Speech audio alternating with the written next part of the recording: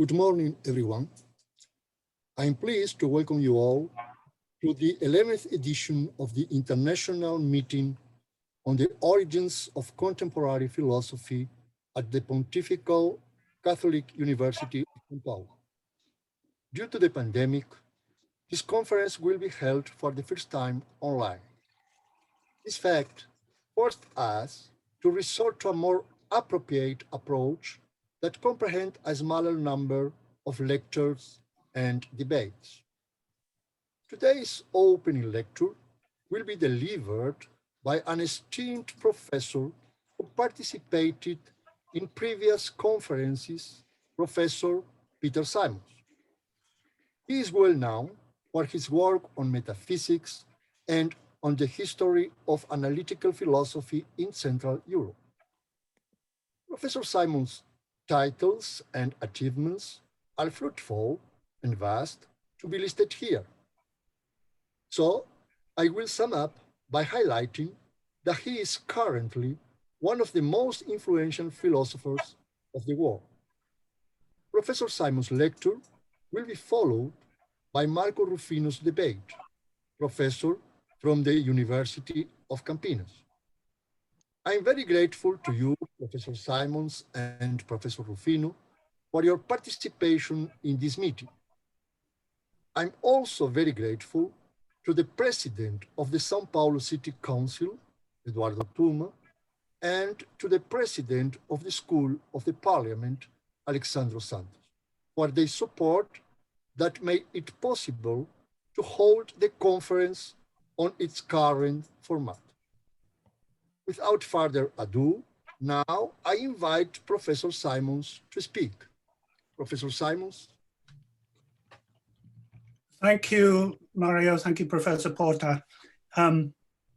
Before I start, let me just give a small warning. Sometimes my internet goes down, and if that happens, I will switch to using my mobile phone as a channel of communication. That happened to me when I was teaching last week, and it worked all right. So I'm hoping it won't happen again, but if it does, don't panic. I will get back to you within 5 minutes.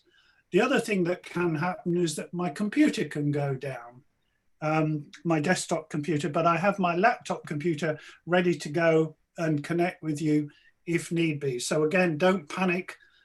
I think it would only be an earthquake or a new war which would stop me from teaching. So let me share my screen so we can get started. Can someone tell me if they can see what's on the screen? Yes. Good. Yes. Good, good, good, good. All right. So that's my title. And I always like to do a motto. So I actually have two mottos. The first one is by Quine. It's a famous quote of his, which I used to agree with, but now I don't agree with it. So this is logic is an old subject, and since 1879, it has been a great one.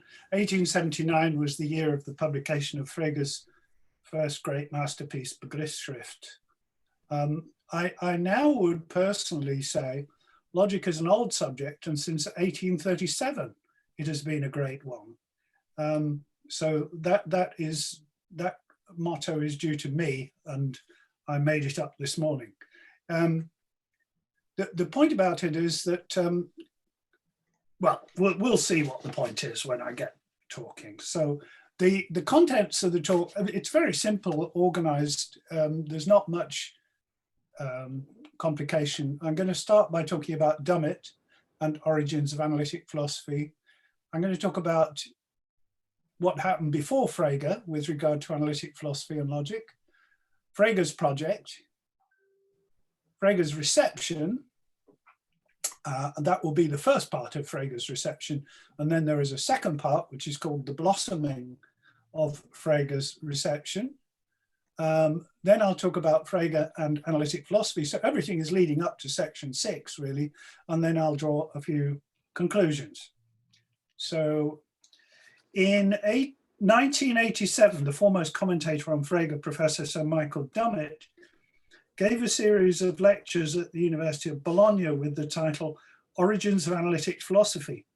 After a series of translations of these appeared in German, Italian, and French, finally an authorized and revised English version appeared under that title in 1993. So that is my rather dog-eared copy, which shows I've read it quite a lot. I'm also rather proud that it has an inscription from the author behind the title page. Dummett deliberately refrained from using the definite article. He didn't call it the origins of analytical philosophy because he didn't want to be claimed, he didn't claim he was giving a genuine historical inquiry, or at least one not of the usual sort. I actually think it's not very historical at all.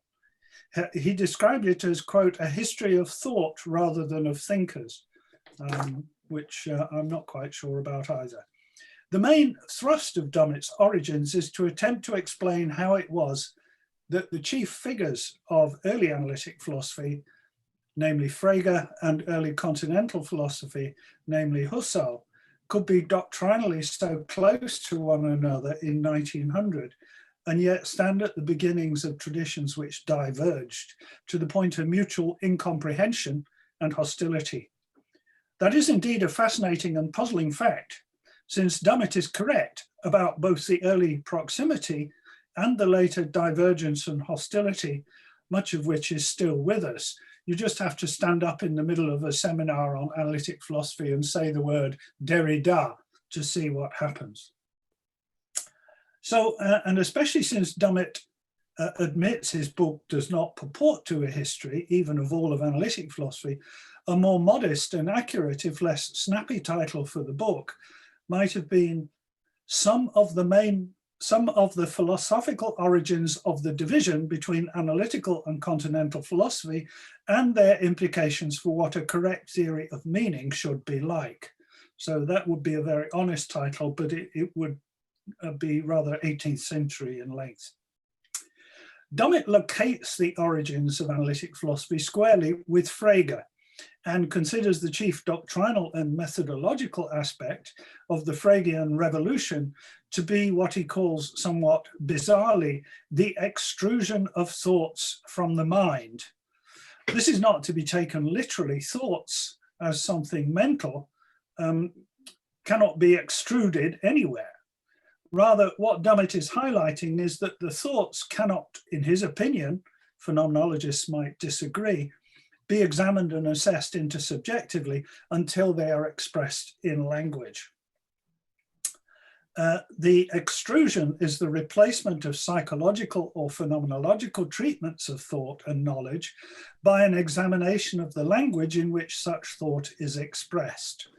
The meanings of the expressions thus employed can be construed as the contents of the thoughts in question. The philosophy of language, and in particular the theory of meaning, takes methodological priority over other areas of philosophy, especially metaphysics and epistemology. Dummett locates the key episode of this revolution in a single sentence in Frege's Die Grundlagen der Arithmetik, quote, in English translation, never to ask for the meaning of a word in isolation, but only in the context of a proposition, unquote. This context principle, important though it is for Frege and in general, cannot bear the weight of being the key moment in a revolution in philosophy. Its presence in Grundlagen and its notable absence from the later Grundgesetze der Arithmetik have a much more prosaic and deflationary explanation. Grundlagen, unlike the other two books, Grundgesetze and Begriffsschrift, is in German prose throughout. Frege outlines there his plan for defining the concept of natural number or Anzahl. The way in which he does this is spelt out in section 72. And here is a quote: "The expression n is a number is to mean the same as there exists a concept such that n is the number which belongs to it. Thus, says Frege, the concept of number receives its definition, apparently indeed, in terms of itself, but actually without any fallacy, since the expression, the number which belongs to the concept, has already been defined. It is to guard against the ready assumption that number which belongs to must get its meaning from number, that Frege cautions that the meaning of the latter is not given in isolation, but its use in the definitions, which is a whole proposition, not a phrase, is prior to its use in the definiendum, another proposition. In the Grundgesetze, where number is defined, everything happens in symbols, in the order that Frege requires, and the appearance of circularity does not arise. So now on to section 2, before Frege. To make Frege the sole star turn in the inception of analytic philosophy is to oversimplify the history. Frege was not the first to extrude thoughts from the mind, and nor was he the sole or even the prime conduit of analytical methods and attitudes making their way into philosophy. So let's look at just a little of the prehistory. Philosophy of language was, of course, an important part of the subject from antiquity, with Aristotle and the Stoics through the Middle Ages and into modern philosophy with Hobbes and Locke, and later with John Stuart Mill. But one person, like Frege, at once a mathematician, a logician, and a philosopher, looms largest as a direct ancestor of Frege in content, though not in influence, and that is Bolzano.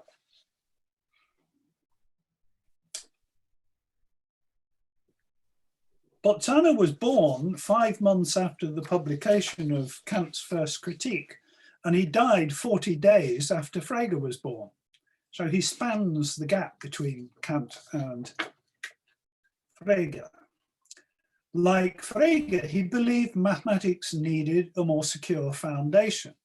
Like Frege, he put forward a radical new kind of logic in order to provide the principles for it. Like Frege, he deplored the intrusion of psychology into logic.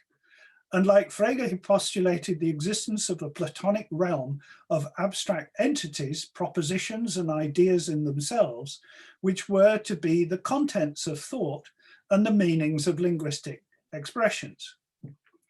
Despite his political persecution by the Austrian state and church, which severely curtailed his influence, Bolzano was modestly known among philosophers, especially in Austria.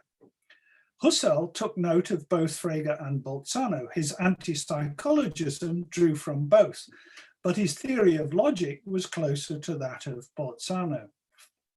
Frege probably never read Bolzano, though both Benno Kerry and Alvin Korzelt drew his attention to their similarities, but Frege did not respond.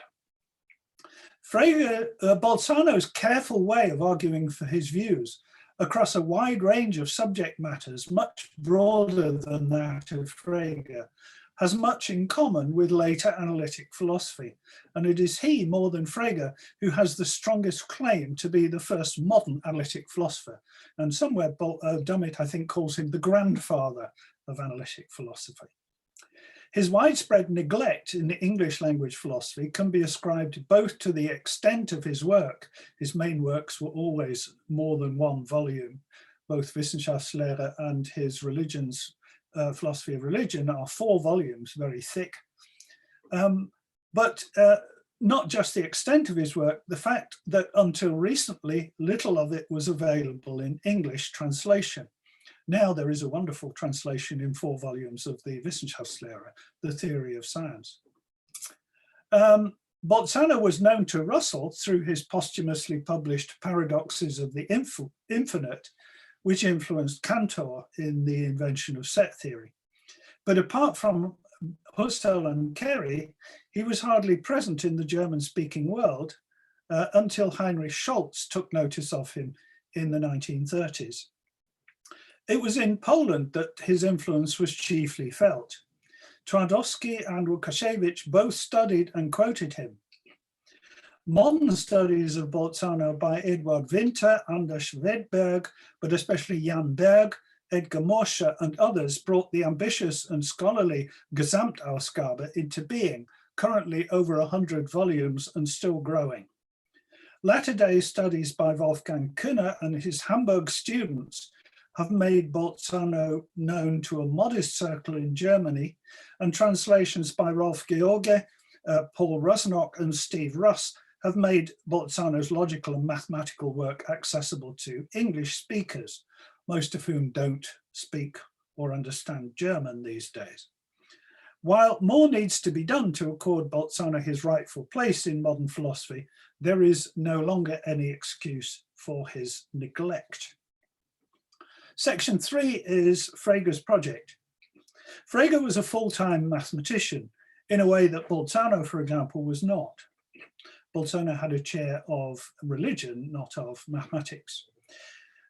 Frege's major works are about the foundations of mathematics and the logic he developed to establish his logicism. The motivation for this was indeed of a philosophical nature. It was to establish that arithmetic and analysis are analytic, not synthetic in nature, not synthetic a priori as Kant had claimed.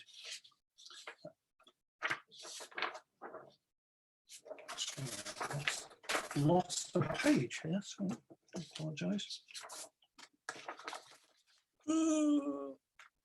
What happened to page 4?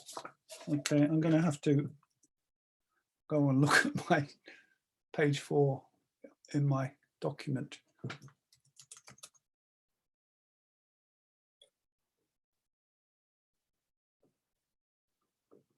What happened there?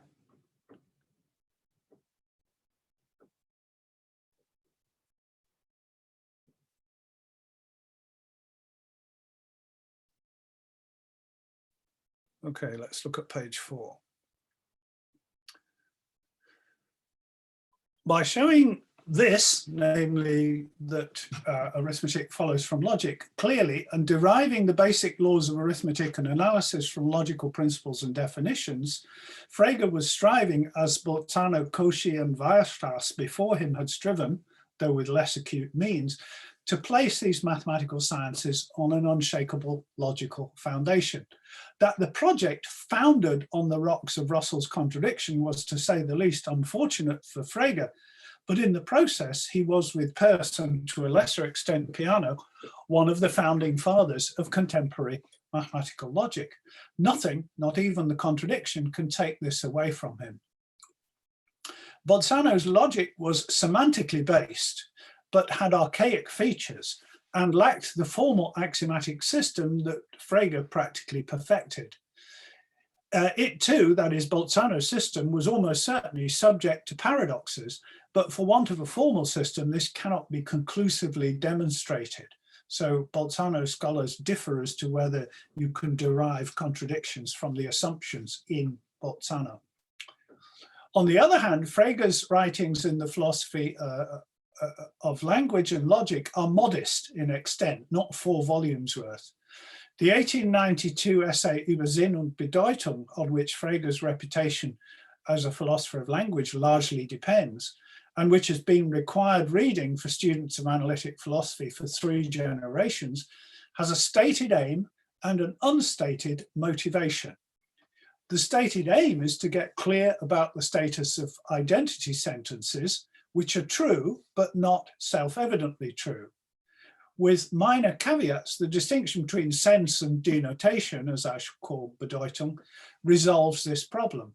A sentence like 12 squared equals 10 squared plus 4 times 11 is not only true, but necessarily true. But the expressions on either side of the identity sign present the object they denote in 2 different ways, by 2 different computational routes, and so differ in sense.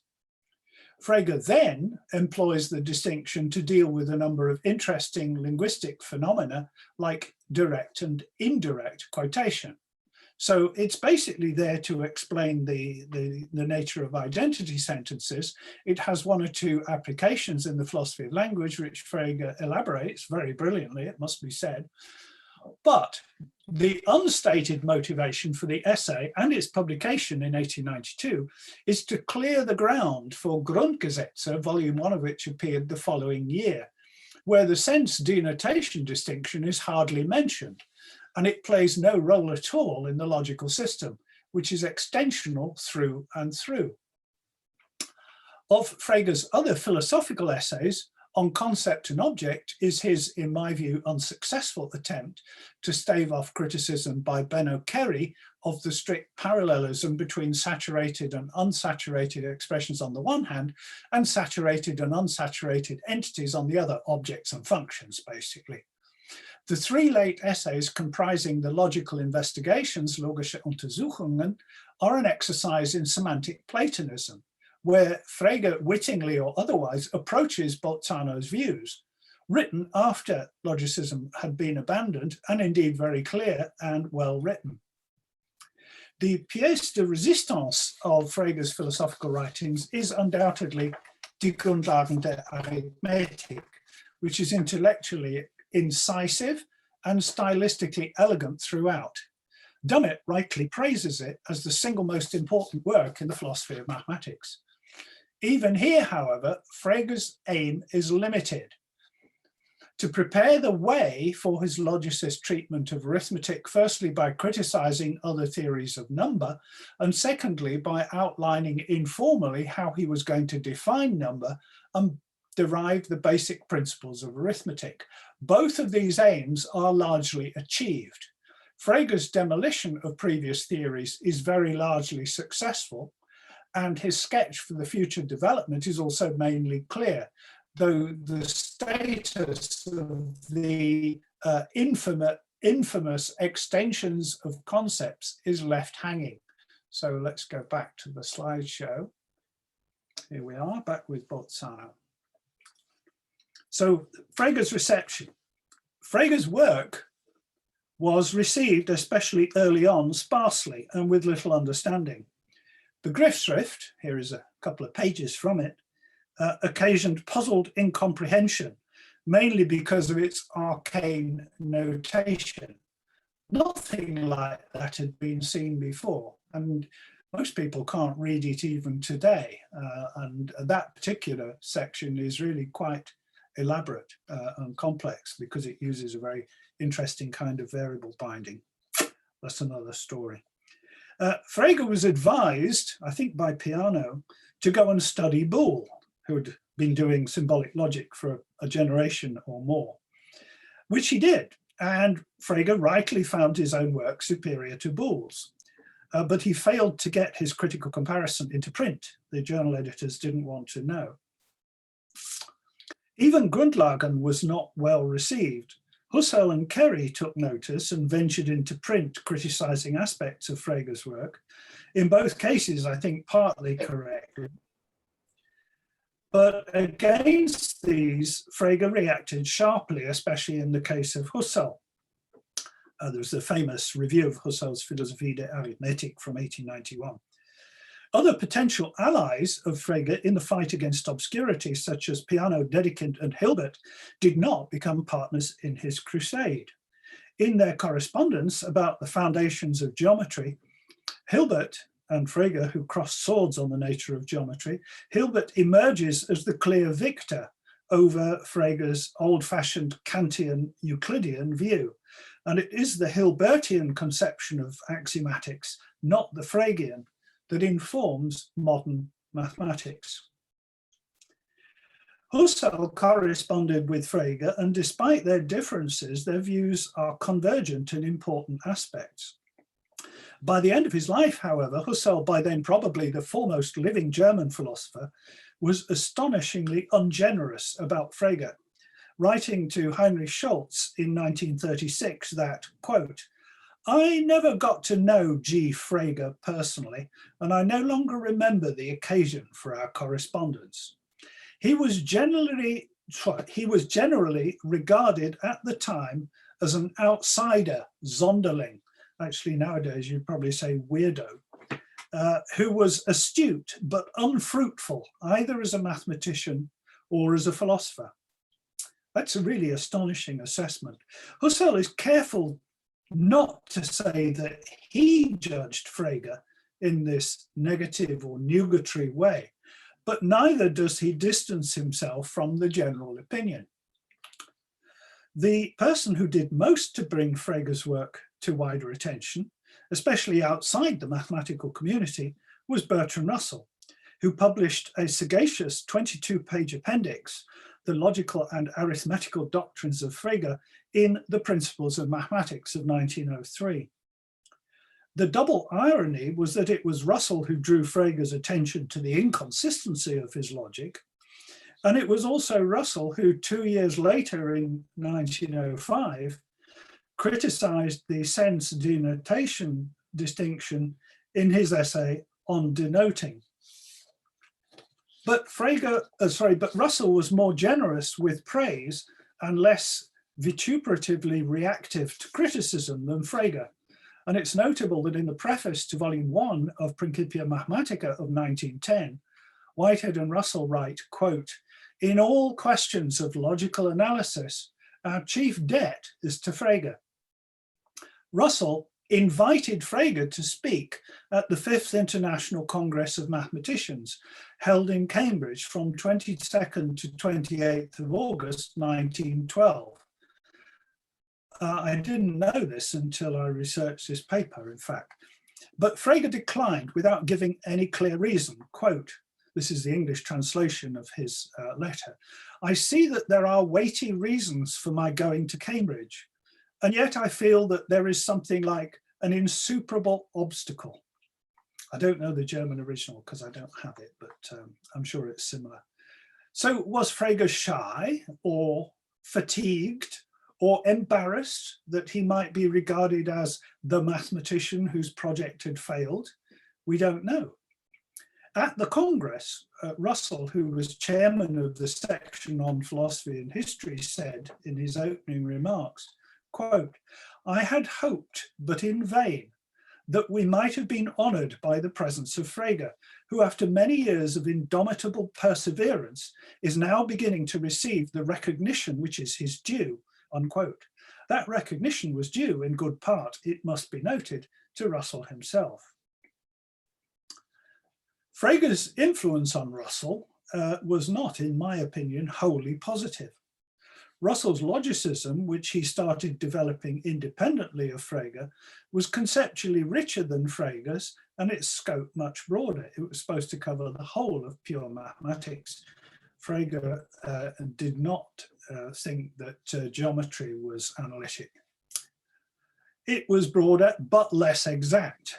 Among the elements which Russell revised in response to Frege's work was to drop his own concept of a class as many, which in my view was a mistake, as it is classes as many of which cardinal numbers other than one are truly predicated.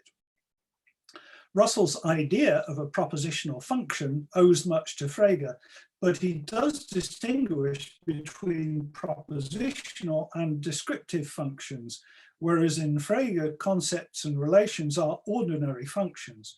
It's just that their values are truth values, true or false, the true or the false. In Principia, propositional functions replace classes altogether, but as Quine later pointed out, the concept of a propositional function was not unequivocal in Russell and Whitehead. We do know, of course, that Russell's one-time student Wittgenstein had visited Frege, who had apparently advised him to study with Russell.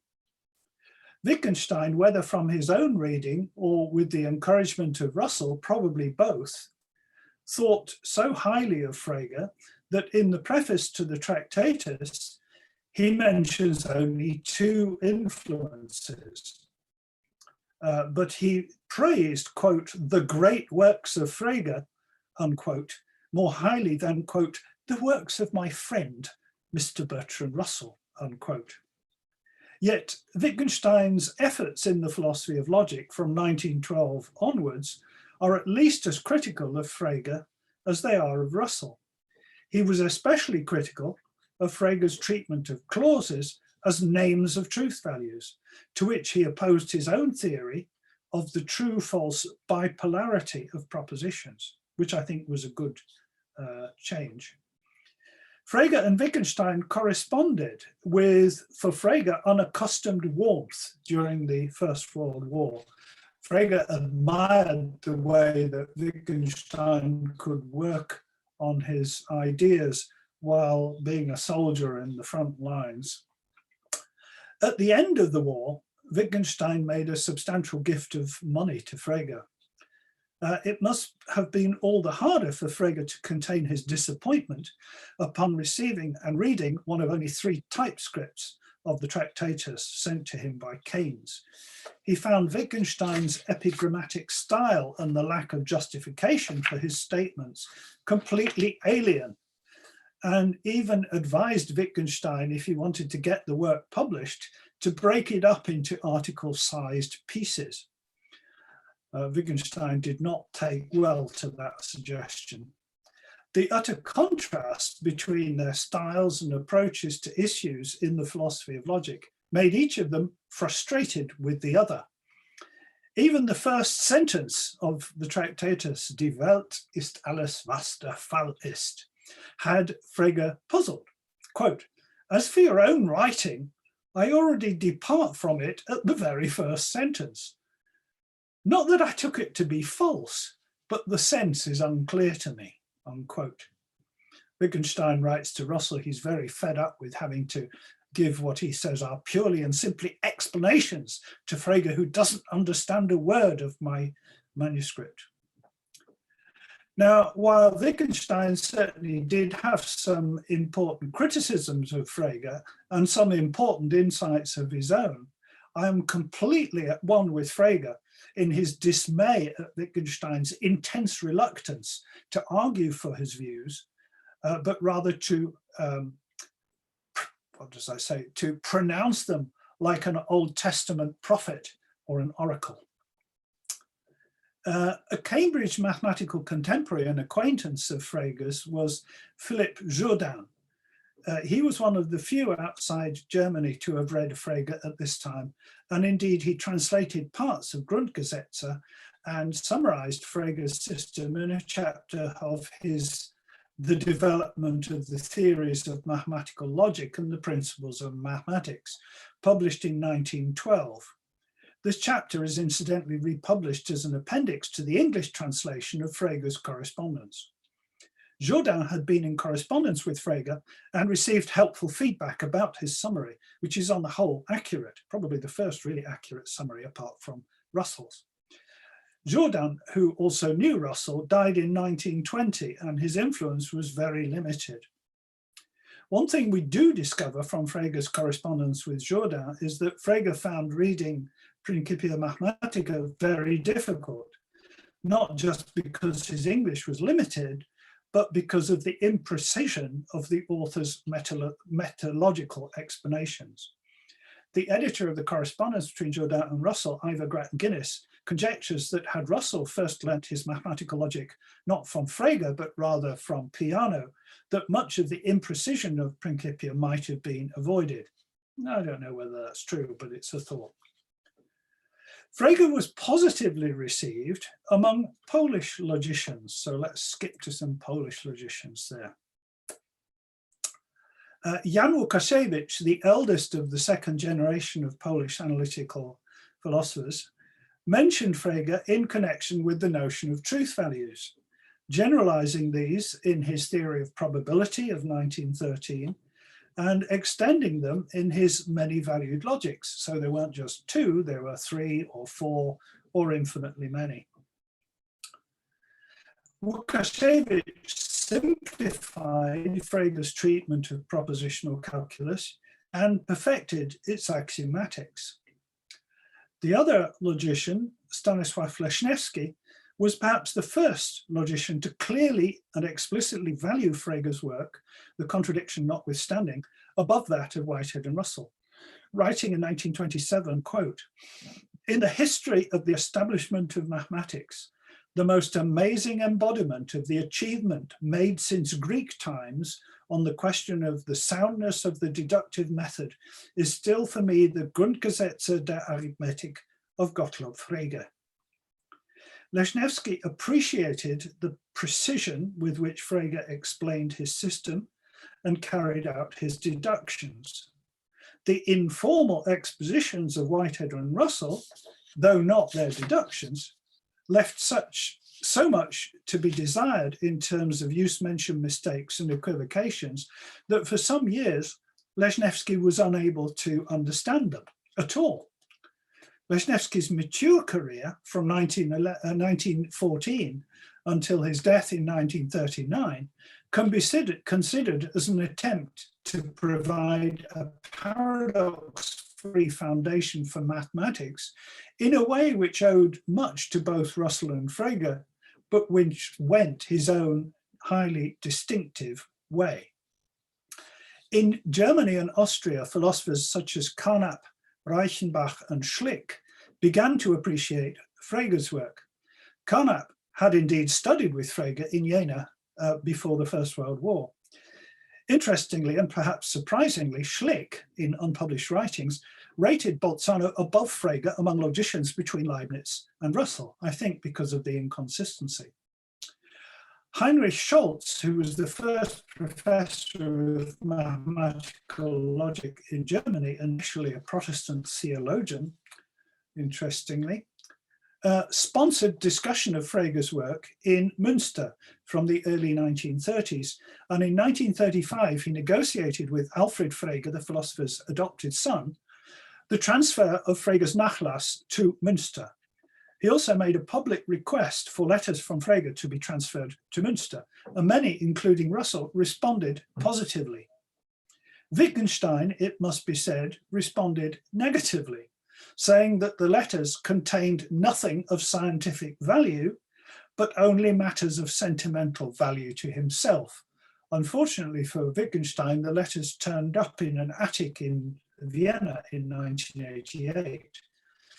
And in view of Frege's negative, or rather uncomprehending reaction to the Tractatus, which are detailed in those letters, it must be said that this did not reveal much candor on Wittgenstein's part. He probably didn't want people to know that Frege was very negative about the way the Tractatus was presented. While Scholz did make progress in cataloguing and in some cases copying Frege's unpublished writings, what we owe basically to Scholz. He was adept at obtaining funding for these. The majority of the original material was destroyed when the university library, where they had been taken from Scholz's apartment to the library basement for safekeeping, was bombed in an Allied raid on the 25th of March 1943. And almost certainly destroyed, although there is just a very small chance that one or two things survived in the basement and the librarians haven't found them yet. I keep hoping, but I don't suppose with much optimism. Scholz continued to work on what could be rescued after the war, but he was unable to bring publication to completion. So next section is on the blossoming of Frege's reception. Almost all of the reception we've considered so far is of Frege's logic and to some extent the philosophical justification of it. Frege as a general philosopher whose example is to be held up to all, especially the young, is in such areas as the philosophy of language, as a paradigm analytic philosopher, is absent. Of course, there was indirect influence through the person of Russell, who was considerably more influential in general philosophy than Frege, propagandizing for the application of logical methods in all areas of philosophy, and also through the increasing adoption by philosophers of the tools of the predicate logic set in train by Frege. In America, recognition was slow in coming. Lewis and Langford's influential 1932 summary, Symbolic Logic, mentions Frege briefly only twice in connection with Russell. The young Quine took not Frege, but Russell and Whitehead as his model, and Carnap as well, it must be said. The United States started to catch up in logic, mainly through the immigration of Europeans, such as Carnap, Reichenbach, and later Tarski. Carnap's Meaning and Necessity of 1942 applies the Fregean distinction between sense and denotation, they're called intention and extension, much more widely and systematically than others of the time. The beginning of Frege's reception as a general philosopher of genius, not just in logic, are to be found in England. John Austin gave a seminar on Grundlagen in Oxford in 1949, and for this purpose he produced a translation of the work into English, which is in general exemplary in its accuracy and style. The first edition of 1950 was corrected for the second edition of 1953, and Austin expressly thanks the young Peter Geach for corrections. Geach, together with former Wittgenstein student Max Black, published a useful collection, Translations from the Philosophical Writings of Gottlob Frege, in 1952, second edition 1960. This comprised bits of his books and several of his essays. In many ways, it is still the best primer for students being introduced to Frege. It contains the 3 essays of the 1890s, Function and Concept, Concept and Object, Sense and Reference, as well as strategically important bits of the 2 main treatises, but not Grundlagen, which was already in English translation. Most of the translations are by Geach, 2 are by Black, and the exceptions from Grundgesetze are from Jourdain. Like many others, I had my first introduction to Frege through these translations. Although superseded in scope and modern scholarship by Michael Beeny's bigger The Frege Reader of 1997, it stands the test of time well, and it's notable that Beeny dedicates his book to Geach and posthumously to Black. Geach was certainly one of the most assiduous and yet critically astute commentators on Frege. A new chapter in Frege's reception began in 1957 when the young Michael Dummett spent time in Münster. Dummett energetically sorted through Scholz's materials. Scholz had died the previous year and attempted unsuccessfully to get British money to finance publication. Money that only began to flow when Scholz's student Hans Hermes obtained German funding in 1961. And the first concrete steps to posthumous publications were initiated. By 1964, Dummett had written a comprehensive treatise on Frege, which was almost complete, but he put it on one side, both because he was revising his ideas as he went, and because he wanted to spend more time to fighting racism in Britain. He explains this very clearly in the preface to his first book. The book was eventually split into 2 parts. The monumental Frege Philosophy of Language appeared in 1973, Frege Philosophy of Mathematics not until 1991, which year also saw the publication of the essays Frege and Other Philosophers. Controversy surrounding Frege's interpretation of Frege occasioned an intermediate volume, The Interpretation of Frege's Philosophy, in 1981. In which Dummett replied to his critics. In total, Dummett devoted over 1,800 pages to the exposition and evaluation of Frege. There they are. Look at my copies, are all rather worn because of the use I've made of them. This feat of writing nearly 2,000 pages of Frege, there are 1 or 2 other essays as well, will almost certainly never be matched again. Whatever the merits or otherwise of Dummett's interpretation of Frege, and I think there are problems with them, and of his criticisms, which have been accorded mixed reception almost everywhere, it cannot be denied that Dummett did most to establish Frege as the central figure in early analytic philosophy, for many, if not most, of its followers. It's Dummett who sees Frege as the modern equivalent of Descartes, irrevocably shifting the primary focus of philosophy from epistemology to the philosophy of language, just as Descartes had shifted it from metaphysics to epistemology.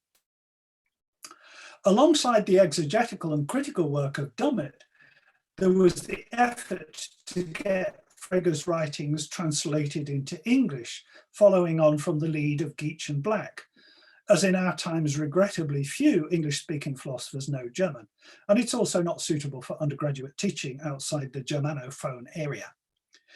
Two translations of Begriffsschrift by Jan van Heijenoort and Terrell Ward-Bydom were followed by the correspondence translated by Hans Karl and the posthumous writings edited by Geach's Leeds colleagues Peter Long and Roger White. Together with Geach, they took the regrettable decision to translate Frege's word Bedeutung as meaning, which, while linguistically correct, is philosophically horrendously misleading. Max Black's translation as reference was dominant for some decades, but is not ideal. Alonzo Church's denotation is also not wholly unobjectionable. Lost my point. And it's the one I tend to use. So I tend to say denotation for Bedeutung, which is what Russell used as well.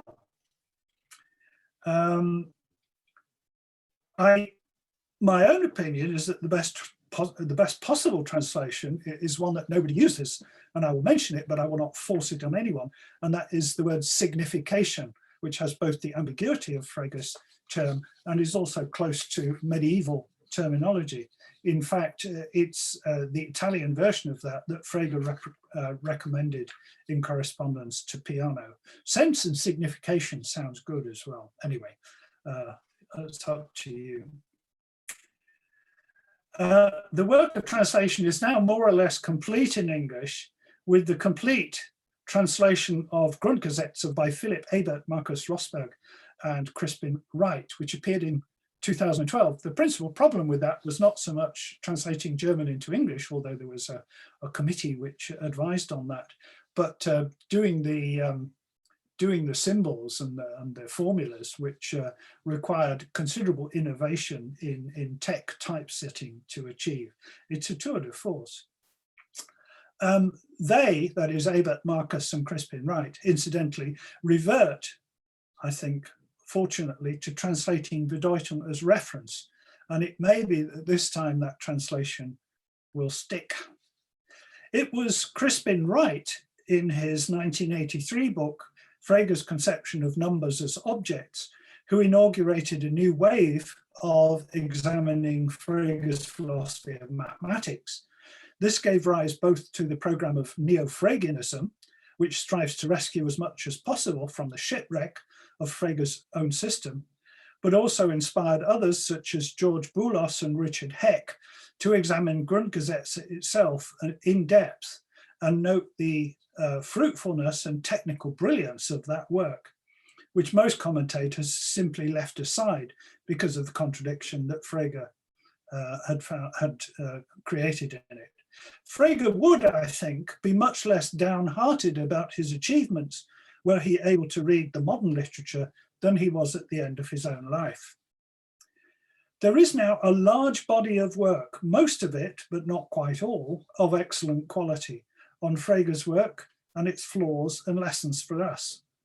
That it does not approach in scale, breadth, or variety of quality the enormous outpourings of the Wittgenstein commentary industry is wholly understandable, given the differences in systematicity, style, clarity, and directness of purpose of the two. Nevertheless, the importance of Frege as one of the main drivers of what was to become mainstream analytic philosophy is now irreversibly established. And I think Frege's reputation will stand the test of time better than that of Wittgenstein. So section 6 is on Frege and analytic philosophy. It has frequently been noted that the term analytic philosophy is not only vague in itself, but as time has passed, it has become harder to encapsulate what it means, as the variety of philosophical works and approaches, which are, we might say, broadly analytic, has increased. In the beginning, almost all analytic philosophy consisted in a response to issues in the philosophical foundations of mathematics. This applies whether one takes Frege or Russell or Bolzano or anyone else to be the father or grandfather or godfather or chief author of analytic philosophy. If analytic philosophy entails adherence to the linguistic turn, as Dummett says, then many latter-day philosophers do not count as analytic, despite their style of work and their adherence to rational argumentation. I don't adhere to the linguistic turn, but I consider myself, for the most part, an analytic philosopher. Dummett himself cites Gareth Evans in this regard. One can also mention David Armstrong, Jonathan Lowe, John Heil, and now many more who revert to Aristotle in according metaphysics priority over philosophy of language and logic. If analytic philosophy entails use of logical tools and adherence to the use of predicate logic and formal semantics, then the later Wittgenstein is less of an analytic philosopher than, say, Husserl or Reinach.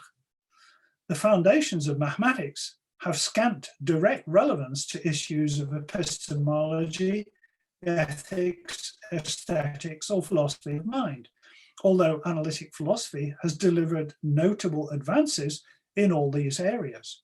So what is the role of Frege in analytic philosophy? And is he the central figure Dummett claims he is? Firstly, let's put us to rest once and for all the idea that Frege was, or at least was principally, a philosopher.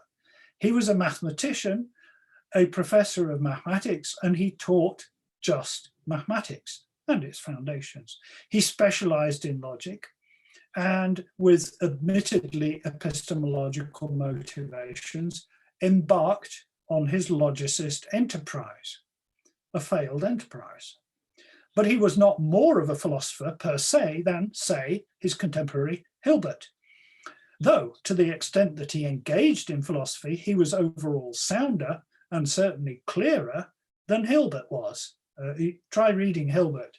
He is not as clear as Frege. A lot of his prose is distressingly vague in crucial places.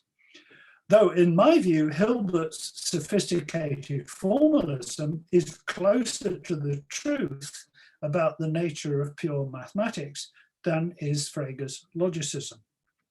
Also, Frege's excursions into the philosophy of language are astute, but they are relatively limited in scope, though their later implications developed by others are much broader. Frege's chief achievement for philosophy was to craft a system of logic that was of unsurpassed power and clarity, and which, with the assistance of hundreds of others and augmentation through semantic analyses of modality, tense, and other indexical elements, has become the principal tool of argumentative analysis in philosophy, which aims to be exact. It has even, and Frege might be turning in his grave to know this, infiltrated and informed that revival of psychologistic tendencies that go under the name of cognitive science. Analytic philosophy is not the achievement of any single person. Various figures, including not just those I've already mentioned, but also Peirce, Schroeder, James, Mach, Poincaré, Moore, Couturat, Stout, and others, had a greater or lesser role in shifting philosophy into the mode of working we call analytic.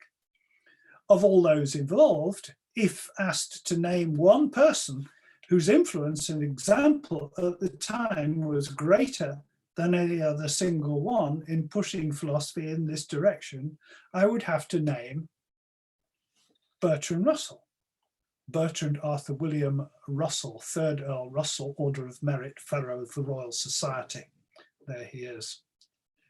It was Russell whose work expanded beyond logic and philosophy of mathematics to encompass other areas of philosophy, philosophy of science, philosophy of mind, epistemology, and even to some extent ethics. It was Russell who insisted that the new logic would be the way to approach philosophical problems. Ironically, perhaps, very few of Russell's specific philosophical opinions have stood the test of time and detailed examination. Russell partly because Russell changed his mind so often, but also because I don't think very much of his views stand up to the test of time. But this would certainly not have surprised or even dismayed Russell, given that his own views were so notoriously prone to revision. Conclusions then. Is Frege the father of analytic philosophy? No. He was a mathematician with philosophical interests. He was an early driver of analytic philosophy, one of the main early drivers of analytic philosophy.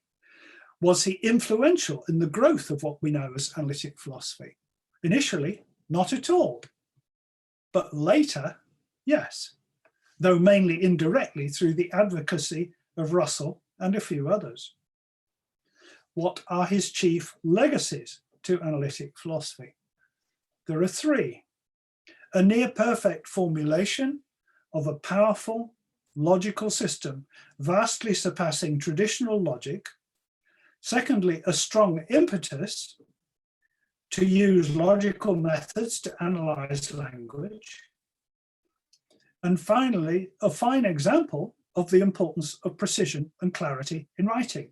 Before Frege, not many German-speaking philosophers wrote clearly, Schopenhauer and Nietzsche being notorious examples to the contrary.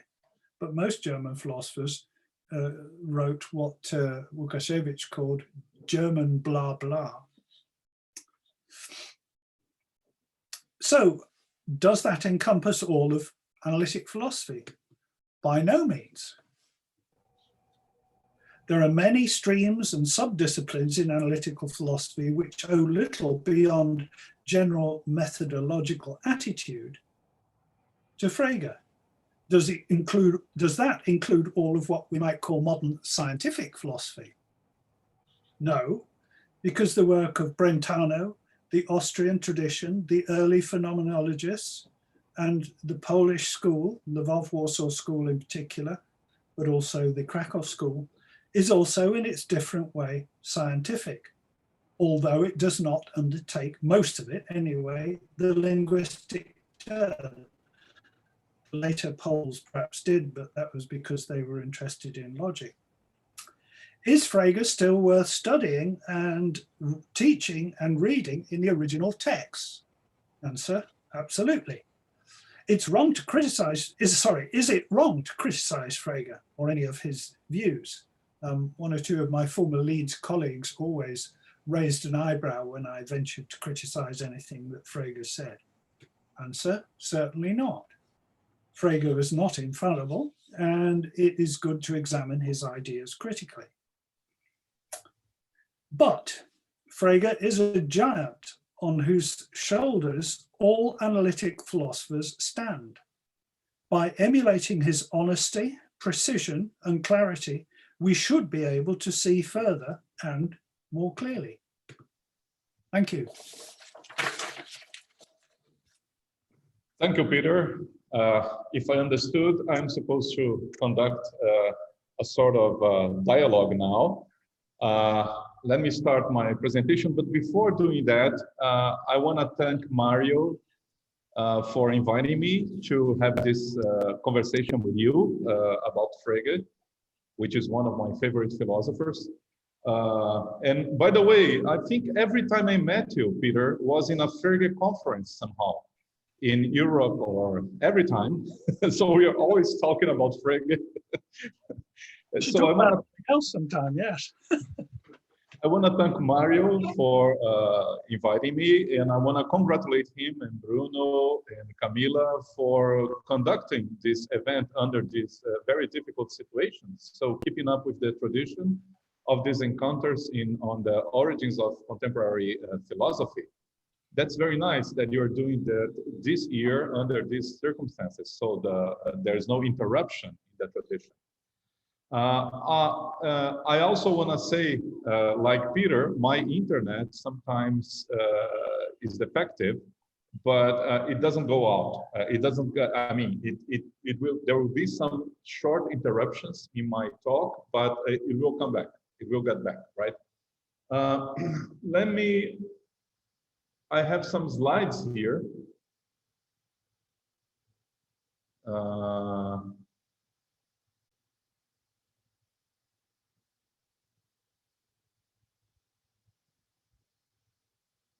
Excuse me.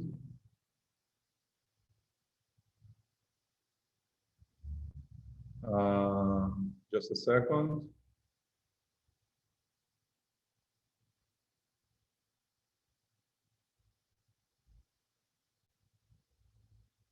Okay, can you see my presentation? Can you see it? Okay. Yes. I basically agree with almost everything that Peter said. Is an incredibly nice paper, well written and historically accurate and well informed. Can you see it? No? Anymore. Mario, can you see it?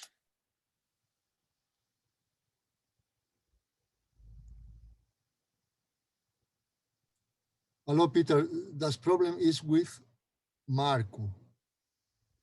Oh, okay. Can you see it now? Okay.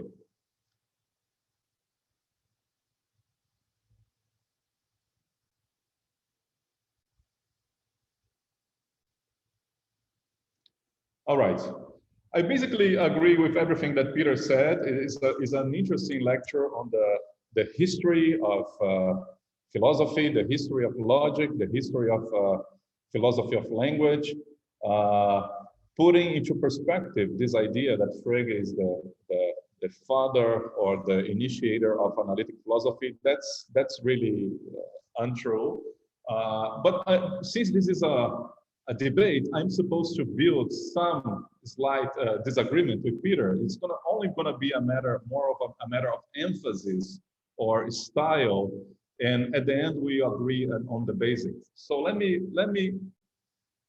say that there are three leading questions in Peter's paper. The first is Frege the father of analytic philosophy? Father with capital F and the emphasis in the definite article.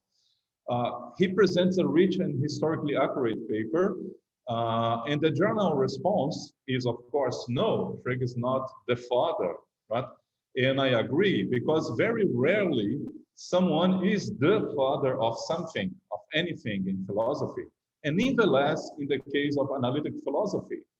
I was very impressed by an interview given by Carnap. Perhaps Carnap is the one who mostly incarnates the spirit of Fregean philosophy. But I was very impressed by an interview given by Carnap in the 50s or 60s to the German television. He says, well, look, philosophy now is done in a new paradigm. Nobody does things alone. Wir können alle zusammenarbeiten. We all do things together. It's like building a cathedral. Each one does a little piece of it. There is a general outline, and each one of us does something. So it's a new way of conceiving of philosophy. I think that's the spirit of analytic philosophy, right? So there is no big father. So there's maybe an inspiration or something. So I completely agree with Peter on this one. The second question is, whether Frege is a fundamental influence on the paradigmatic analytic philosophers. And undoubtedly, the answer is yes. The early Russell, as Peter showed us, did a lot to call attention of the philosophical and mathematical world to Frege's work. The early Wittgenstein, Quine with a star, because Peter calls our attention that Quine's primary influence was Russell and Whitehead and Polish logicians, and not exactly Frege, but Quine mentions Frege quite a lot in his investigations on philosophy of language. Peter Strawson, of course, Davidson, Evans, the early Kaplan, and so on. And even the neo-Russellian team, right? These are people that are closer to my own philosophical training, like Kripke David Kaplan, Salmon, Perry, and so on, all have an enormous debt to Frege. All of them have an important part of their philosophy defined as pro or contra Frege. So all of them, they build, so to say, the neo-Russellianism. They are supposed to be the enemies, in quotation marks, of Frege, but they all pay an enormous respect to Frege in their writings, especially David Kaplan. David Kaplan's philosophy in demonstratives is all the time a dialogue with Frege, right? And we can also see that the Fregean vocabulary, his terminology, sense, reference, thought, truth value, and even the words of his examples, right? Hesperus and Phosphorus, Gustav Lauben, etc. This vocabulary remains deeply impregnated in the analytic philosophical imagination more than 100 years later, right? Perry uses all the time examples and words coming from Kaplan, even when he's arguing or presenting a position contrary to Frege's position.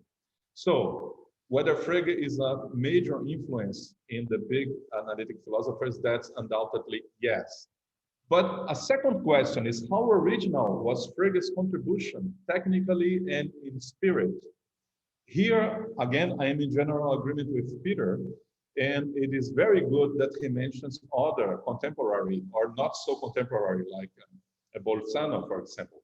In spirit, Frege was not so original. He was the product of his neo-Kantian environment.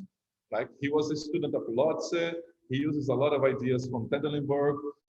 Gottfried Gabriel has this nice article from 1986, Frege als Neue Kantianer, in which he shows these many connections. Frege was not an entirely original philosopher, right? And there are other contemporary similar projects like Peano, Schröder, Bull, Dedekind, and so on. And it's very good that Peter mentions Bolzano and originality of Bolzano. Technically, perhaps technically, Frege was more original and more precise than his rivals, right? In the idea, the introduction of quantifiers, the introduction to an extensive use of the truth values, and a two-dimensional representation of formulas, which has its advantages. Although, as Peter said, few people nowadays are able to read Frege, but it has a lot of advantages. If you learn how to read it, then you see that how much clarity you gain for that. So that's the second question. And here's the third question: how some of Frege's ideas is impregnated or influential in the subsequent philosophical analytic tradition. Here, I'm not in disagreement with Peter, but I'm more enthusiastic of Frege's influence than he seems to be in his paper, right? And I'm gonna mention here 5 or 6 ongoing research programs that I think, even though if Frege's name doesn't come up very frequently, they have the Fregean bedrock, they have the Fregean DNA. So, which attests the huge influence of Frege in modern contemporary analytic philosophy. Well, first, the obvious field is logic. Some of Frege's ideas in logic became so impregnated that they are part of any contemporary manual. They are the received view nowadays. For example, the idea that the semantic value of propositional variables are just truth values. Some people criticize Frege for taking the reference of sentences as being truth values. But this is exactly what every introduction to elementary propositional logic teaches our students to do, right? The basic value assignments to sentential letters, to propositional variables, is just a truth value, right? With no questioning. But that's basically the Fregean idea, right? And that's the idea that propositional connectives are truth functions, right? Functions that take truth values or ordered pairs of truth values and yield truth values. And as far as I know, this appears for the first time in Frege's Über Funktion und Begriff from 1891. but this is part of our received view nowadays. The formalization of sentences from ordinary language using quantifiers. That's what every logic student is supposed to do. That's part of the training nowadays. And they study, very important, I think, they study of logic with the construction of a formal artificial language as a starting point. That's what the begriff shift does, right? This is all part of our normal, regular training in logic nowadays. So using the vocabulary of Thomas Kuhn in the structure of scientific revolution, we live in a period of normal science in logic, and our paradigm is basically the Fregean paradigm, as I see it. Well, here's a second example of an ongoing research program, right? Montague's program of outlining the semantics of ordinary language using the resources of formal logical language. That was the Fregean idea when he wrote the begriff shift. But of course, Frege thought that this is only applicable to mathematical language and perhaps, right, in über das Tragheitgesetz, on the law of inertia, in a formalized language of mechanics. But that was the formal language of the begriff shift was only, so to say, in Frege's eyes, was applicable to highly formalized sciences. Frege considered phenomena such as indexical sensitivity or presuppositions and so on as belonging to pragmatics, therefore not to logic. They were inaccessible to a precise logical representation. Montague, as we know, disagrees and shows the way. So Kaplan's demonstratives from a brilliant essay, Demonstratives from 1989, can be seen as a conquest. Kaplan conquered the realm of indexical language and indexical thought to, so to say, to the Fregean kingdom of formal representation. Montague thought that basically the same strategy could be employed to represent adverbs and other notoriously difficult expressions in formal language. So nowadays, people like Hans Kamp, Irene Heim, and others, many people in linguistics are conquering, so to say, the field of conversational dynamics, are bringing them to the same kingdom, to the Fregean kingdom. Although Frege's name does not come up very frequently in this literature, in many papers in the field, his ideas are certainly the bedrock of this whole program, right? That's a second example. My third example is the so-called two-dimensional semantics, which is also an ongoing program, at least was maybe 5 or 6 years ago, was an ongoing program championed by David Chalmers, Frank Jackson, and Robert Stalnaker, right? Chalmers is explicit in saying that his philosophical project is an attempt to restore the Fregean notion of senses as the cognitive significance of expressions in view of Kripke's challenge, in view of Kripke's discovery of necessary a posteriori truths and contingent a priori truths, right? This seems to be a challenge, it seems to be a crack in the Fregean building, and Chalmers is explicitly trying to restore the Fregean building, restoring the notion of sense. So this is in spirit, a very much Fregean program. Stalnaker is less explicit than Chalmers, but anyway, he says that the strategy, his analysis of assertions and diagonal propositions and so on are a strategy to restore the basic Fregean picture of belief as a relation between, as a binary relation between a subject and only one single entity, but this time not a proposition anymore, but a proposition, as Stalnaker calls it, a propositional concept. So it's basically a Fregean project as I see it.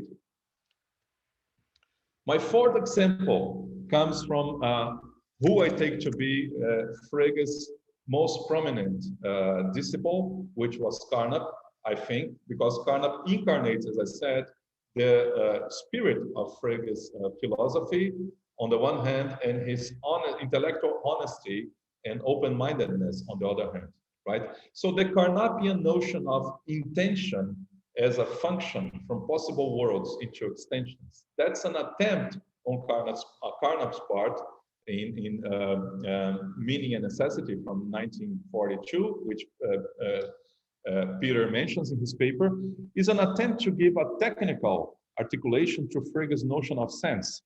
So even though some people nowadays, or a lot of people nowadays, they resist to use Frege's notion of sense, or they don't understand exactly what Frege meant by sense, even these people, they are not reluctant, they do not refuse to use the model of Carnapian intention as a function from possible worlds to appropriate extensions as a technical tool.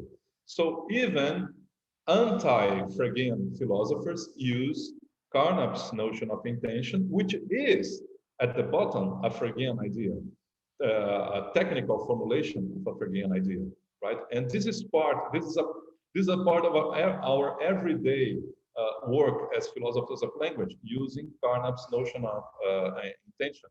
So this is a fourth example, I would say, of Frege's enduring, even if sometimes unconscious, influence in contemporary analytic philosophy. So basically, every field of contemporary analytic philosophy uses this idea of the Carnapian idea of intention, even though they are not Fregean.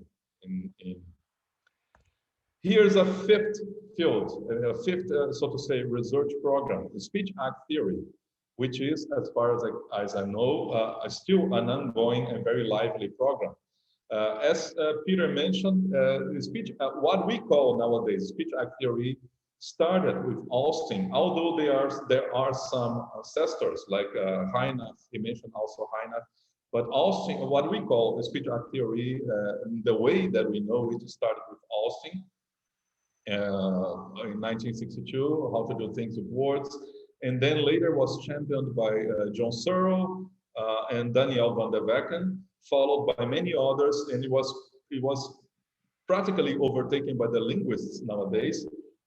This theory owes its basic insights to Frege.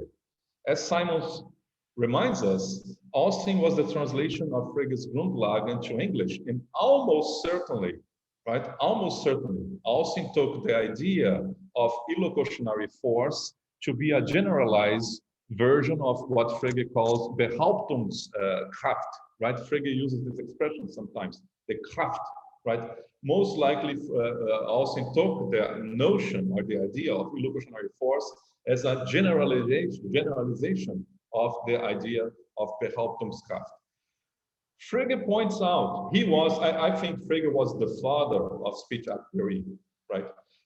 Frege points out on some occasions that we can separate the propositional content of an assertion from the act of asserting, properly speaking, right? We can separate them. But, and this is something interesting, he introduces some illocutionary force indicators in the formal language of logic and mathematics. They are not part of the meta language.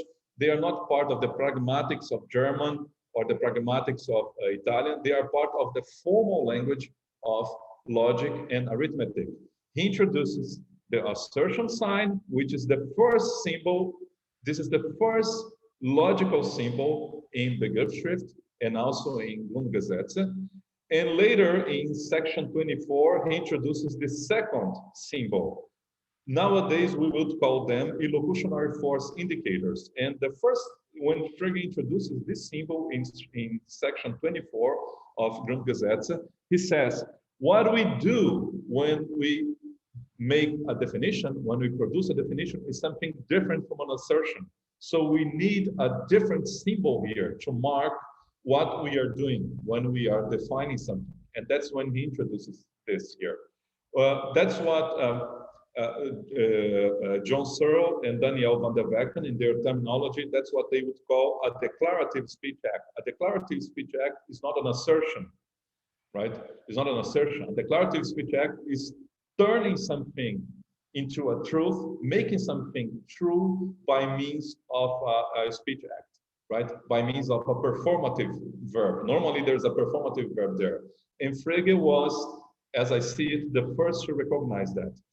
These are the only, so to say, the only illocutionary force indicators that Frege explicitly recognized in his formal system, but there are others, right?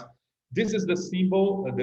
This is the symbol that he uses to mark an inference in the Grundgesetze, and he explains that as we are allowed to, or we should. This is what we would nowadays call a directive speech act. Is an equivalent to an order or a permission, and he uses this symbol as part of the formalism to indicate that, right? And there are others. Probably the use of Latin variables has to be seen as a special kind of illocutionary force indicator in the formal system of Grundgesetze. If I am allowed to do some propaganda here, there is an interesting paper that was just published in Synthese by me and two of my colleagues, bringing up illocutionary force indicators in the language of logic and mathematics, basically going back to the Fregean project of inserting illocutionary force indicators in the formal language, right? Not, I insist, this is not part of the meta language, this is not part of German, this is part of the formal language of logic. He was the first to recognize that. And this frequently goes unnoticed by Frege's commentators, both philosophers of mathematics and also philosophers of language. But here's an interesting passage by Daniel van der Wecken, where he points that out. He says, this is a treatise, Daniel van der Wecken wrote a treatise on speech act theory, and he says, modern logicians and philosophers of language did not recognize fully the philosophical importance of Frege's idea of admitting illocutionary force markers in the ideal object language of logic. Rapidly, Frege's assertion sign was eliminated from the object language of logic and became a meta-linguistic sign used only to identify the sentences of object language which are provable in axiomatic systems. Right. So Daniel van der Wecken noticed that Frege uses that, introduces those symbols as part of the formal language.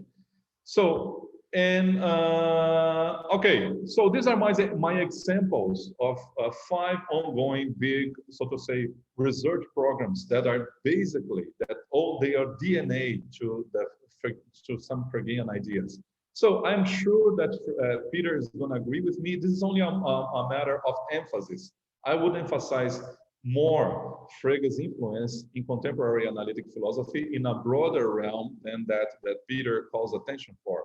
Because of course we know that the two-dimensional semantics is fundamental not just for the philosophy of language, but also for the philosophy of mind. Speech act theory, which has basically the Fregean DNA, is fundamentally important nowadays, not only for philosophy of language, but also for political philosophy, even for ethics and so on, fields that Frege never dreamed of giving a contribution. But I think that his influence is much more widespread. So, since this is a debate, let me list some specific points of agreement with Peter, emphatic agreement with Peter, and some specific points of a slight disagreement, right? First, Peter, who was kind enough to send me a copy of his paper beforehand, sometimes he makes this assertion: to make Frege the sole star term in the inception of analytic philosophy is to oversimplify the story. That's very good, right? I'm totally in agreement. It's very good that Simons helps us to get a better picture. No great philosopher creates everything alone. In particular, it's good that he shows an anticipation of many things in Bolzano, right? So a history of philosophy, less worried about the mythology of great philosophers and more worried about the development of great ideas and methodology might benefit a lot from a careful examination of Bolzano. That's probably, Peter is probably helping to write the next chapter in the history of analytic philosophy. Maybe we are going to come to a Bolzano era, right? So here's a second remark that Peter makes. He talks about an unstated motivation in Übersinn und Bedeutung. This I see as totally correct, right? The order, he says, there's a stated and unstated motivation in Übersinn und Bedeutung. The order of exposition, right, in Übersinn und Bedeutung, that's the essay where Frege introduces the famous distinction between sense and reference, is misleading. Frege starts talking about identities, and he introduces the distinction between sense and reference first for proper names, and then generalize that for sentences, right, for complex sentences. I think the historic order is the opposite. If you read the preface of Grundgesetze, which was published only 1 year later, right? Frege says, well, I experimented with the idea that sentences have, as their reference, truth values. And the result was so much better, so much more elegant, that I had to revise an entire first version of my book. So it's very unlikely that Frege would have done that between 1892 and 1893. So what probably happened, and I think Peter is right on that, is that Frege experimented with 2 versions of his logicism. In one of those versions, right, we have, so to say, a normal in quotation marks semantics, and in another version, he introduced the idea that sentences are names of truth values, and there are only 2 of them, the true and the false, right? And that's incorporated in his formal system as Basic Law 4. Basic Law 4 says that every true sentences are identical and all false sentences are identical.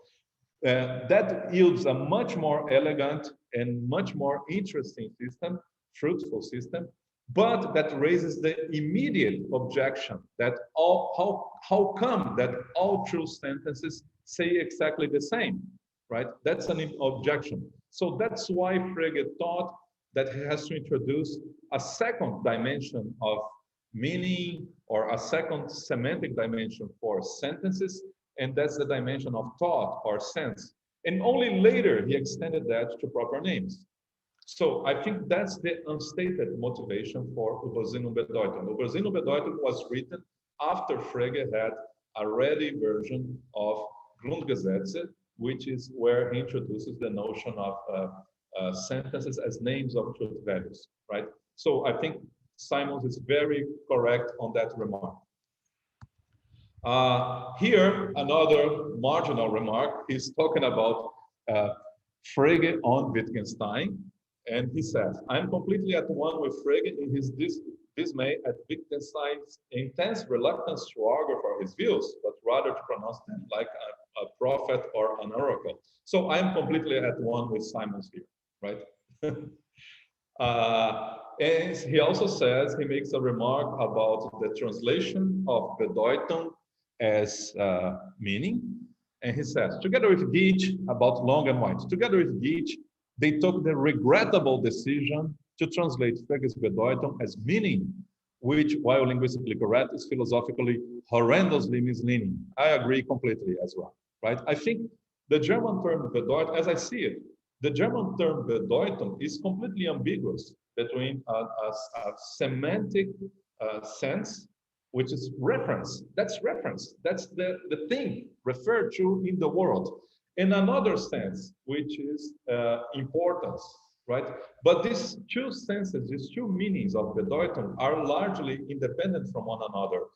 It's unfortunate that Frege himself helps to make the confusion, because in Übersinn und Bedeutung he plays with both senses of Bedeutung, right? When he argues for the thesis that the Bedeutung of complete sentences are to be the truth values, he uses he switches from the semantic sense to the semantic connotation of Bedeutung to the importance connotation of Bedeutung. He goes back and forth. So he contributes a lot to mix these two senses. But the term is ambiguous. And we, in the 21st century, we as philosophers of language, we can separate both meanings of Bedeutung. And reference is probably the most accurate one when we are doing semantics, right? When we are doing philosophy of science, that's different. Maybe Bedeutung as importance is something relevant. But when we are doing semantics, Bedeutung as reference is what we want. So I'm totally with Simons here. Here are some minor points of disagreement. It's only emphasis or so in contrasting Frege's work in logic and foundation of mathematics, Simon says the following. On the other hand, Frege's writings in the philosophy of language and logic are modest in extent. I think that we can hardly think so, because Frege inspires the contemporary formal syntax. He inspires the formal semantics, contemporary formal semantics, and even pragmatics, right? Speech theory is fundamentally of Fregean inspiration, as we saw, and even presupposition theory, right, comes from Frege's few mentionings of Voraussetzung in his writings, right? But they all have Frege as a starting point. That's less so in the theory of implicature, Rice's theory of implicature. So maybe we could say that Frege, it would be fair to say that Frege is the father of contemporary linguistics.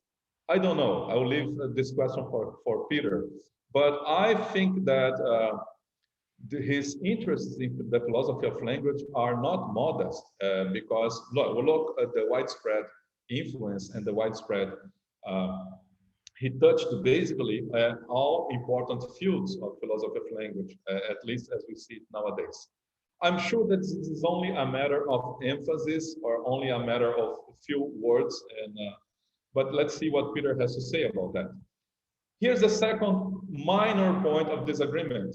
Twice you say in your paper that Dammit rightly praises Grundlagen der Arithmetic as the single most important work in the philosophy of mathematics.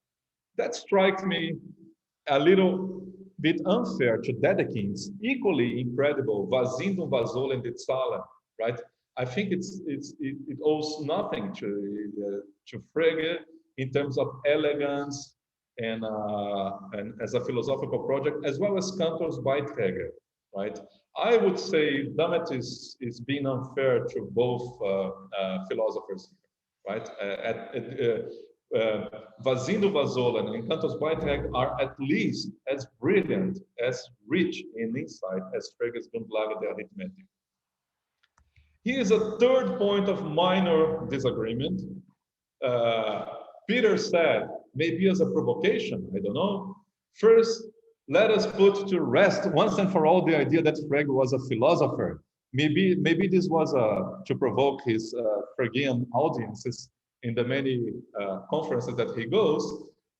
He was a philosopher with an education, primary education and professional activity, primarily in mathematics, but this should not be seen as destroying his credentials as philosopher any more than, say, Freud's first training as a medical doctor destroys his credential as a psychoanalyst, right? This is also a counter provocation, Peter. So you can say something about that. Fourth, minor point of, is not a disagreement, but it's just a matter of emphasis. He says, it was Crispin Wright in his 1983 book, Frege's Conception of Numbers, which is a brilliant book. A whole generation of Fregean enthusiastic philosophers was really thrilled by this book, who inaugurated a new wave of examining Frege's philosophy of mathematics. I would locate the starting point of this neo-Fregean tradition slightly earlier in Charles Parsons' essay, Frege's Theory of Numbers from 1965. Maybe Crispin's book had a greater influence in British philosophy or in British Fregean philosophy, but I think Parsons was, so to say, the origin of these ideas, right? Parsons is the one who detects that Frege, after all, he proved Peano's postulates within the formal system of Grundgesetze, and he gives a hint of how to prove that in the already in the Grundlagen of arithmetic. So it's just a matter of emphasis. It's not really something crucial here. Well, the big message, the final message, the final sentence, the final word of Peter's paper was: is Frege still worth studying and teaching in the original text and their translations? Absolutely. Is it wrong to criticize Frege on any of his views? Certainly not. He's a giant on whose shoulders all analytic philosophers stood, but by emulating his honesty, precision, and clarity, we should be able to see further and more clearly. I couldn't agree more. And I would say, I think the contemporary neo-Russellian, people like Kaplan, Perry, Kripke, they couldn't agree more either, right? We just saw Perry is one of the champions of neo-Russellian philosophy. Just last year, he issued a book on Frege, right? He's going back to Frege, to Begriffsschrift, trying to understand some insights from the Begriffsschrift.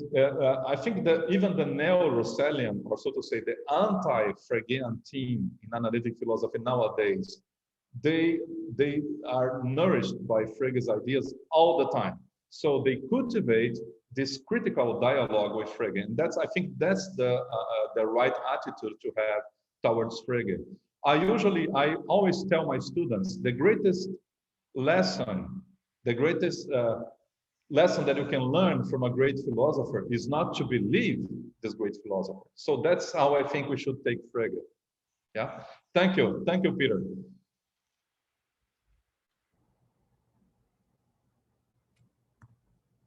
Thank you. Do I get a chance to reply to one or two of these points? We have about 20 minutes, so you do whatever you want. If you want to reply, if you want to. Okay. Well, first off, thank you, Marco. That was very helpful, actually. Like everyone who writes about this, I slightly exaggerate sometimes. So there were some useful corrections there. Firstly, thank you for bringing more names to people's attention of analytic philosophers who were and have been influenced by Frege, particularly Kaplan, Montague, Chalmers, Stalnaker, Parsons, and so on. You're quite right, of course, that in many directions, many what you call research programs in contemporary analytic philosophy, especially philosophy of language, but also philosophy of mind, philosophy of logic, Frege is present not necessarily in the focus of what people are saying, but his methodological attitudes and tools are there in what people do. So, for instance, situation semantics, which is in many ways as un-Fregean as possible, is still very much informed by the Fregean way of doing things. So I don't disagree with that at all. I'm slightly chastened to realize that I am going from a somewhat Anglo-centric point of view and forgetting what goes on in the east and west coast of the United States and in Australia and other parts of the English-speaking world. So I take that to heart. There aren't really any serious disagreements. There are as you say, there are points of emphasis. One or two positives I would take from that. One thing is, I agree that Frege's notation is actually rather beautiful and elegant. It's just not easy to typeset. But as Frege said, the requirements of the typesetter are not the primary thing that should concern us. That was easy for him to say because he was talking to a typesetter who made lead pieces down the road from where he lived. So he was also paying for it, which was a bit annoying for him. Incidentally, if you do just propositional logic, Frege's network of lines and strokes it is effectively a bracketless notation. And you can, in fact, turn any complex of lines and strokes, even if they have propositional letters embedded not on the right-hand side, down the side where usually all the things are listed. You can actually, without too much difficulty, turn the whole thing into a single complex connective in which you have the connective first and then a long list of arguments in order after that. That's an interesting little technical trick that you can play with Frege. So, I mean, the reason he doesn't need brackets is that the things that he has are themselves brackets, like the tree notation of modern semantics, and sorry, of modern syntax. Wir können alle zusammenarbeiten. This is the quote from Carnap. I think Carnap's view has turned out to be a little more optimistic than one might have hoped. Carnap was an optimist. I mean, he was an optimist during the days of the Vienna Circle. He was an optimist in California. And history has not proved Carnap correct on the optimism. And I think the reason is not because of the any bad ideas that Carnap has. I think what works against Carnap is the academic industry, the academic business. To get yourself appointed, and in particular to get yourself tenure and possibly a chair, basically you have to stick out from the crowd. You have to do something so distinctive that you will get tenure or get the appointment or get the publications ahead of your competitors. So I think that the academic appointments industry doesn't work in favor of Carnap's rather nice idea of sort of liberal socialist togetherness. Carnap, of course, was speaking from the position of a well-established tenured professor. But if you were talking to an anxious 26-year-old recent PhD student, they might be a little less sanguine about cooperation. And the negative effects are that was a more relaxed time where people didn't have to worry about career. It was also more relaxed. And the negative effects can be seen, especially in my discipline, metaphysics, where there are a whole range of extremely wacky positions held by people who are full professors of philosophy, positions which would have got you locked up in the 1930s, I think. Anyway, that's just a side comment. In terms of Frege's inventions, first of all, you're quite right to emphasize that Frege had this neo-Carnapian background. He'd studied with Lotze, he read Trendelenburg. I have an offprint of that famous Trendelenburg essay on Leibniz, which has the first occurrence of the word Begriffsschrift in it. I picked it up for 10 marks in a German bookshop. I hope it's worth a lot more now. Begriffsschrift or Wahrheitswert? You mean Wahrheitswert? No, I mean Begriffsschrift. Oh, because Gottfried Gabriel says that Trendelenburg is the inventor of the term Wahrheitswert. The term comes from Trendelenburg. That may be true as well, but the word Begriffsschrift comes from Trendelenburg's essay on Leibniz, which Frege quotes at the beginning of Begriffsschrift. Now, in terms of Frege's actual innovations, what would the possible world look like if we deleted Frege from it? And I think the answer is it wouldn't look hugely different for the following reason. Quite a few of those innovations were already being undertaken, if not marketed in the same way, especially by Peirce and his students who independently invented quantification. Peirce also was very active in the philosophy of relations, and that passed on to Schroeder and via Schroeder on to others such as Tarski. I think Russell would have got quite a few things right. On truth values, I think you can still hold that the semantic values of sentences are truth values, the extensions of sentences are truth values, without saying that sentences are names. And I think Wittgenstein and Russell were working in that direction. Let's see. Oh, I also think that Frege would shake his head in disbelief at some aspects of Montague and Stalmacher semantics, namely the abundance of possible worlds which serve as the vehicle for a lot of analyses. And personally, I would be on Frege's and Russell's side on that one. I'm a bit of a skeptic about modality, but I think the California team are showing that Frege was wrong about that. Right? Well, you can model a lot using possible worlds. I'll give you that. But anyway, I'm not an expert in formal semantics, so I'll just tell you where my gut feelings lie on that. I also think that you can do a theory of belief much more along Russell's lines than anyone, including Russell, thought was possible. I think you can largely, if not completely, rescue the multiple relation theory of belief from the dustbin of history. That's another thing.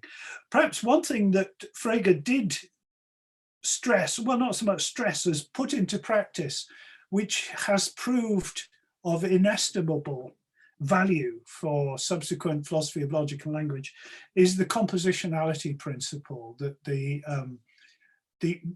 intentions and extensions of complex expressions are functions of the intentions and extensions of their parts.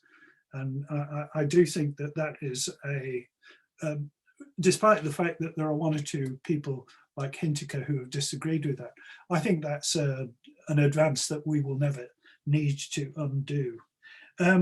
On being unfair to Dedekind and Cantor, of course, they were the great contemporaries of Frege in that area. I also mentioned Hilbert, of course. I agree about Dedekind. Dedekind was the other logicist alongside Frege, and in some ways he got things more correct than Frege because he didn't fall into inconsistency.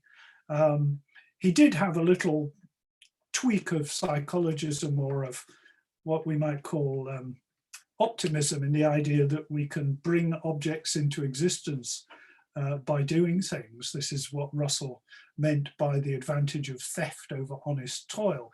You postulate bringing the irrationals into existence because you've got lots of irrationals as well. But Dedekind was certainly in many ways more of a philosopher than Cantor. Cantor's brilliance lies in his invention of set theory and transfinite arithmetic, ordinal and cardinal.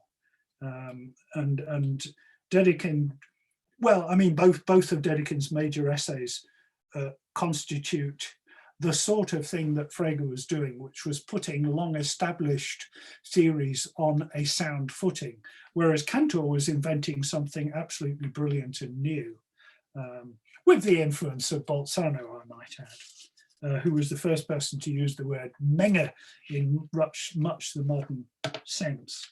Speech act theory, I agree, that is interesting. The assertion and definitional sign noted.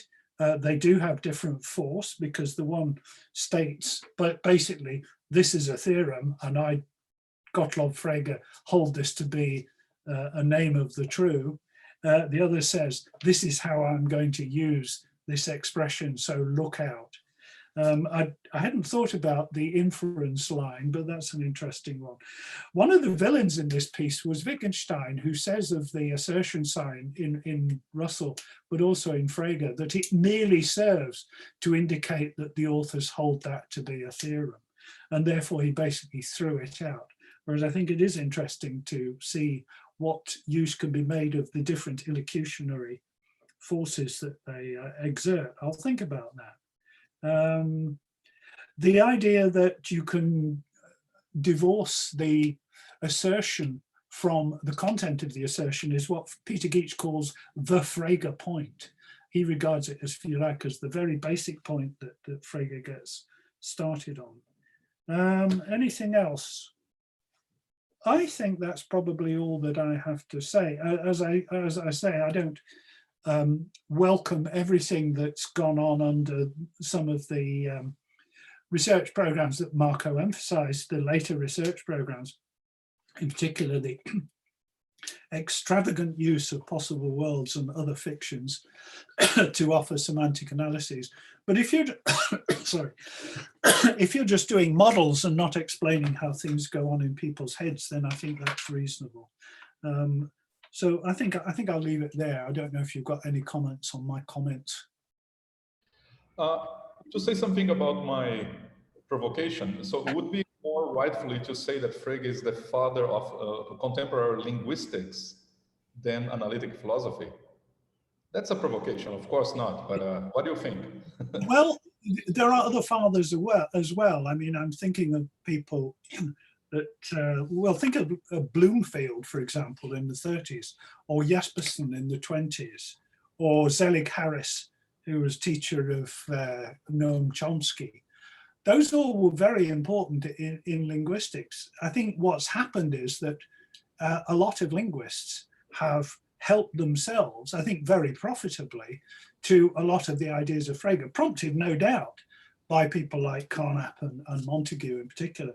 Montague is interesting because Montague in a way is somebody who turns away from Tarski's existentialism towards something much closer to Frege. And much as I think his way of doing things is not how I would do things, especially in regard to indexicals, nevertheless, what it shows is that Frege was most influential on what you might call West Coast semantics. And that's due to lots of people. It's partly Carnap, it's partly Montague and so on. But Tarski, although he had lots and lots of influence on West Coast semantics, is really in the minority, and that he confines himself for Varsovian reasons to extensions and doesn't get involved in all this messy intentional stuff. But yeah, I think Frege's influence is there in semantics. I would also mention other people who were involved. For instance, the analysis of action statements by Davidson has gone over into semantics as more or less the normal way of giving an analysis of propositions about actions and events and processes, partly helped by people like Parsons, Terry Parsons, not Chuck Parsons. So there is an awful lot of Fregean influence there. So I'm not going to disagree when you say that the Fregean DNA is in all of us.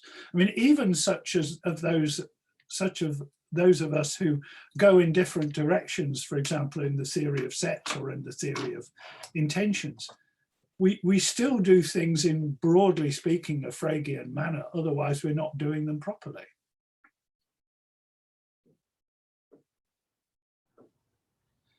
I'm finished, I think. I think that's about all I have to say. I will take account of those when writing things up. Good. I won't steal your points, but I will perhaps modify my. Sorry. So you seem, just one final remark, you seem to be a little reluctant when I said that there is a widespread acceptance of the Carnapian notion of intention as a function from, as a working tool for philosophers of language and metaphysics. You seem a little reluctant. Am I right?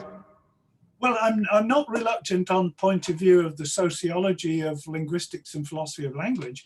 I think you're probably right that is the majority way of working.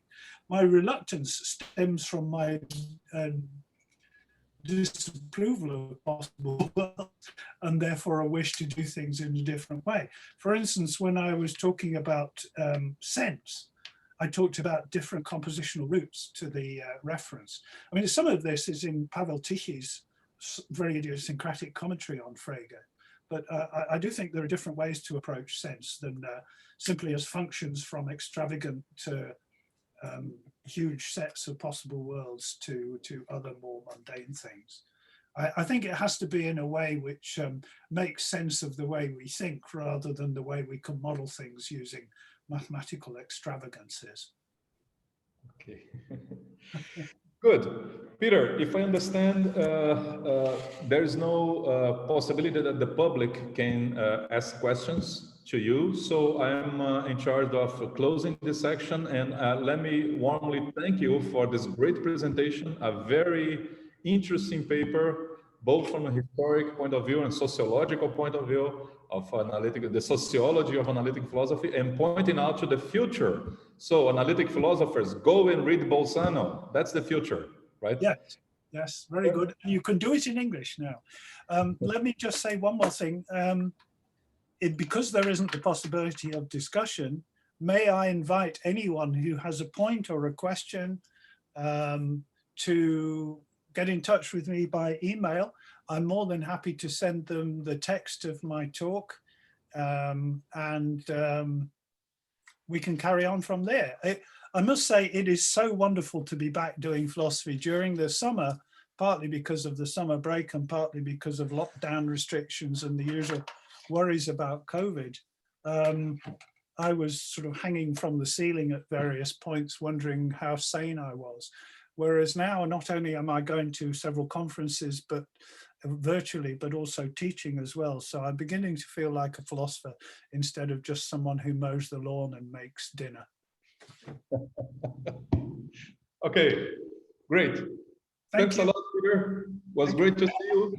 I will not be able to come tomorrow because I am teaching in Switzerland, but on Thursday, I know Guillaume is speaking, and I was in conversation with him last week over Ingarden, so it'll be nice to see Guillaume again. So apologies for not being there tomorrow, but Thursday I'll be back. All right. So okay. We are closing this. Bye-bye. Goodbye. Thanks a lot. Bye, Mario. Bye, everyone. Bye, everyone.